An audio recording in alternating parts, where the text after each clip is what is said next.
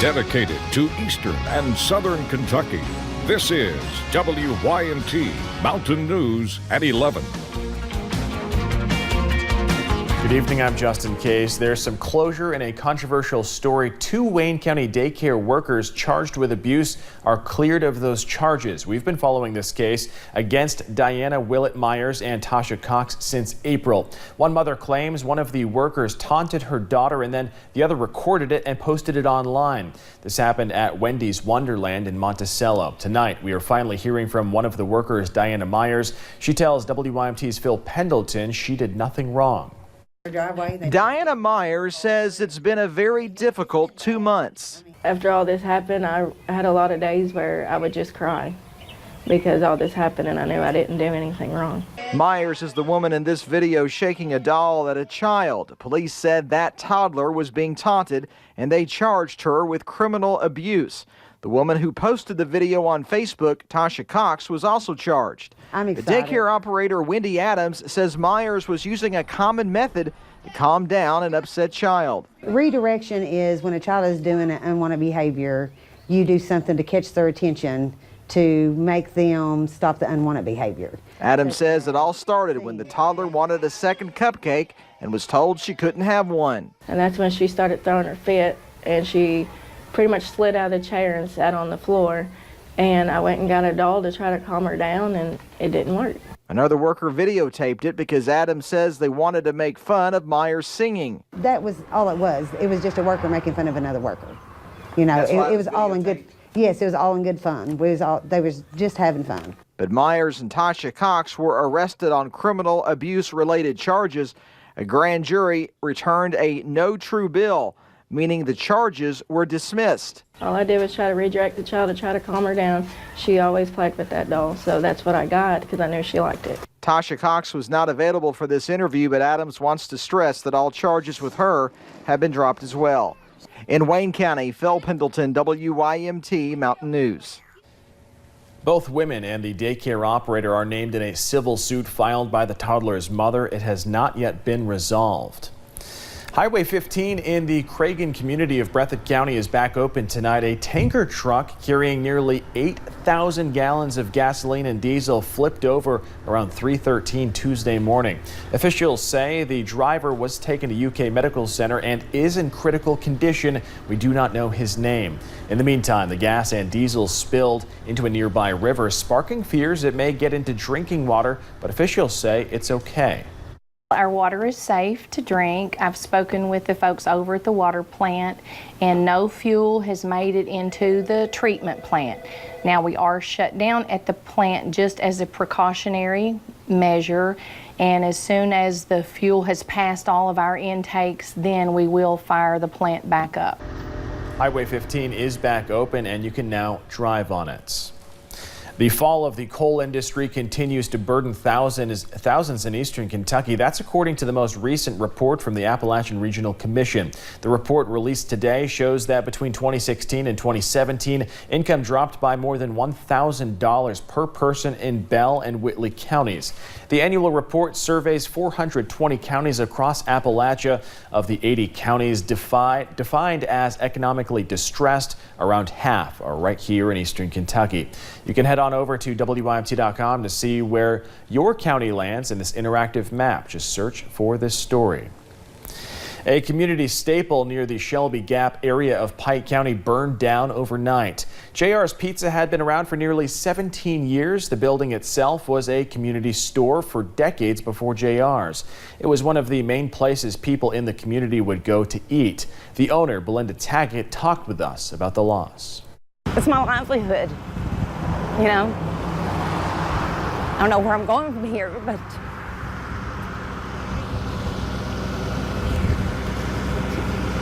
I'll make it.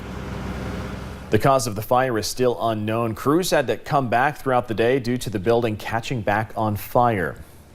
Today, Mountain Comprehensive Care Center's healing program held an event at the Mountain Arts Center in Prestonsburg.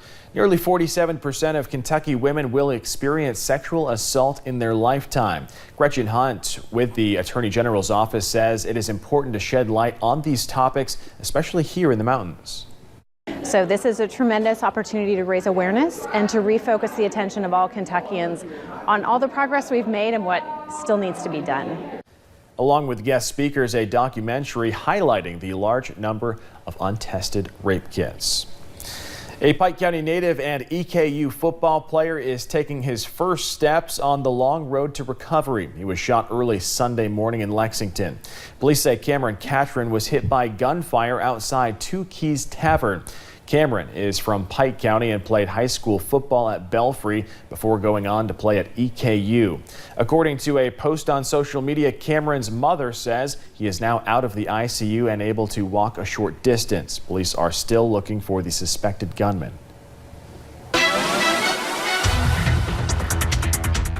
And we finally saw sunshine return today, and we've seen those clouds clearing as we head into the overnight hours as well. You'll notice as we take a look up into Interstate 64 in Moorhead, clouds clearing, that sun setting, and just beautiful clear skies as we head into the overnight hours. Satellite and radar shows those clouds clearing out of here. We're also seeing those drier conditions across the mountains as well, something we haven't seen in quite some time. Temperatures upper 60s to lower 70s, so overall not too bad. Some spots already dropping into the lower 60s, and it'll be a little bit cooler as we head into those overnight hours as we start to see those mostly clear skies. Temperatures dropping upper 50s to lower 60s with mostly sunny skies returning once again as we head into your Wednesday with temperatures on the rise as well. So really drier conditions have returned and they're here to stay. Plenty of sunshine as we head into the next few days as well, but those temperatures are going to be on the rise over the next few days. I'll have a look at that full forecast coming up in just a few short minutes. Justin. Paige, thank you.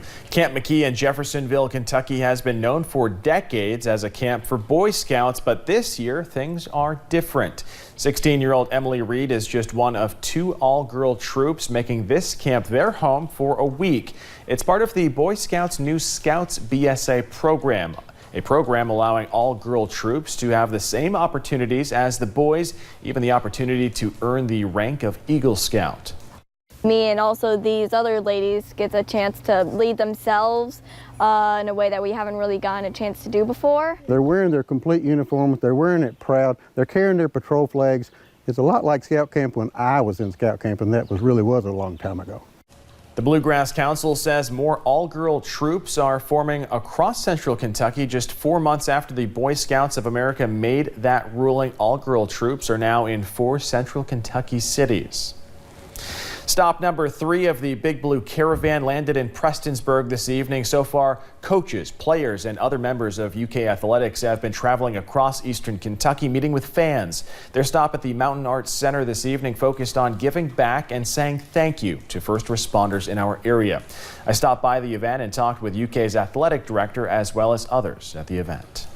There is a connection between first responders and UK athletics. Athletic Director Mitch Barnhart says you cannot achieve your goals without sacrifice. What you do is amazingly difficult, and what you do is hard, but it represents the hard-working people of the state of Kentucky and hopefully the University of Kentucky and our teams.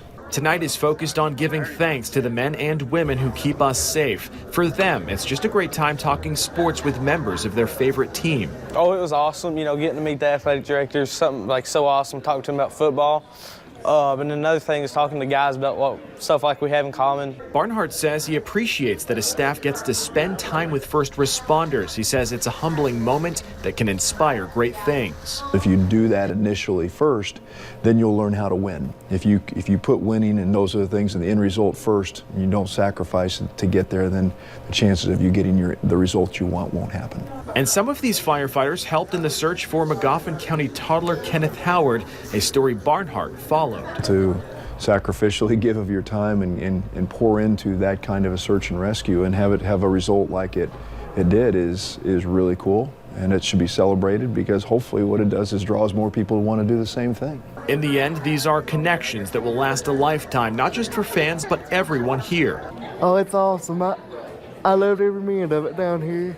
C-A-T-S, cats, cats, cats. Both sides inspiring the other to do great things. The Big Blue Caravan will make a stop in Paintsville tomorrow where fans can meet UK star and Johnson County native Cash Daniel.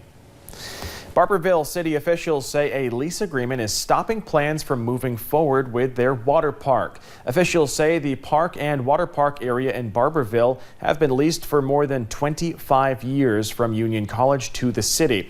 Now, after a 5-year lease with a 5-year extension was voided due to issues in the agreement, a 15-month lease has been put on the table. However, city officials say they will not be able to secure funding for needed renovations. It does get a lot of attention, gets a lot of positive feedback.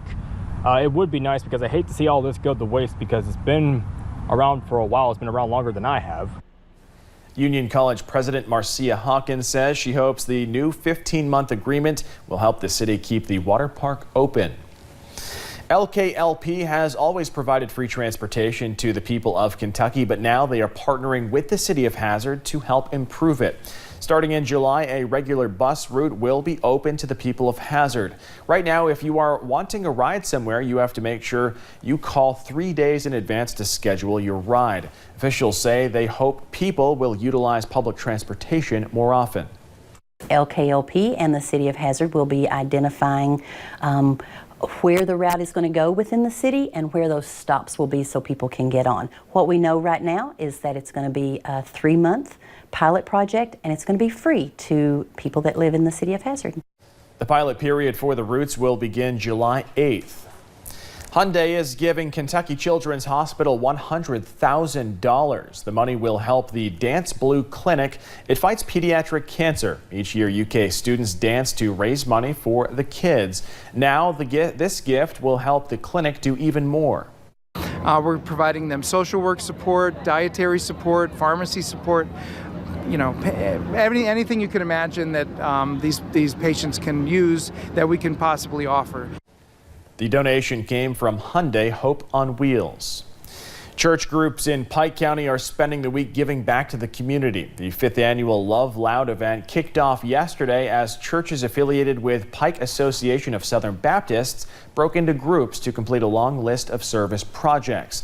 Today, groups offered free car washes, home maintenance to people in need, and a free yard sale. Cameron Brashear, one of the teen volunteers, says the week is good for the community and also helps him with his own mission. It makes me feel really good that I have the opportunity to spread the love of God and to spread the love of all of these people, all these churches that want to give back to our community. For more on this story, head on over to our website, WYMT.com.